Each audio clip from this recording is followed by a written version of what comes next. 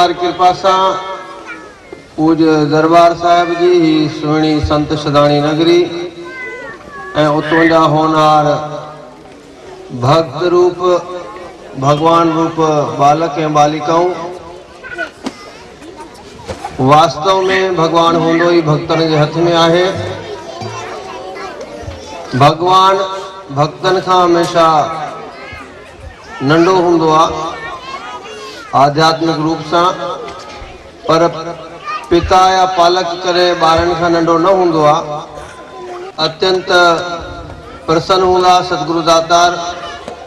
असांजी सुहिणी संगत के ॾिसी करे, पंहिंजे भक्तन के ॾिसी करे,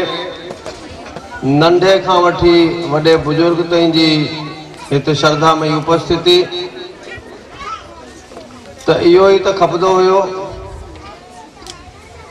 इहा ई त चाहत आहे असांजी कि